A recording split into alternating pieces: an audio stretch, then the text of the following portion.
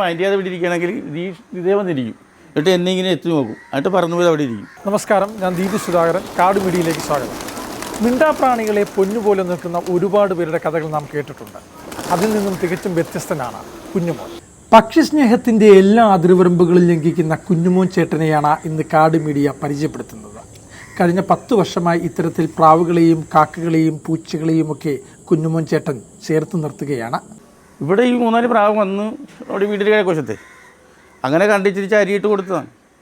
അതിപ്പോൾ കുറച്ച് കൂടി അതിങ്ങനെ പിന്നെ സ്ഥിരമായി. വിരലിലെണ്ണാവുന്ന പ്രാവുകളായിരുന്നു കുഞ്ഞുമോൻ ചേട്ടനെ തേടി ആദ്യം എത്തിയിരുന്നതെങ്കിൽ ഇപ്പോൾ 100-ലേറെ പ്രാവുകളും കാക്കകളും പൂച്ചകളുമൊക്കെ വിശക്കുന്ന ഏത് സമയത്തും ദിവസവും ഇവിടേക്ക് കയറി വരികയാണ്.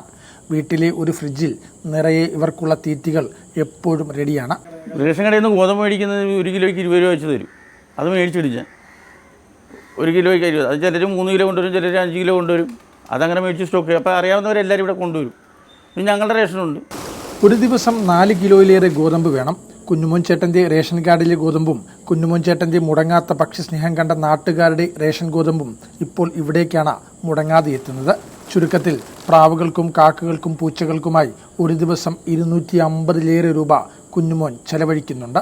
നമ്മൾ ആ കൃത്യസമയത്ത് അതിന് എണീറ്റ് ഇത് ചെയ്യണമെന്നുള്ള കാര്യം അതുങ്ങൾ വന്നിരിക്കുമ്പോൾ അതുങ്ങൾ കൊടുക്കണമെന്നുള്ള മനസ്സിൻ്റെ ഒരു സുഖമാണ്.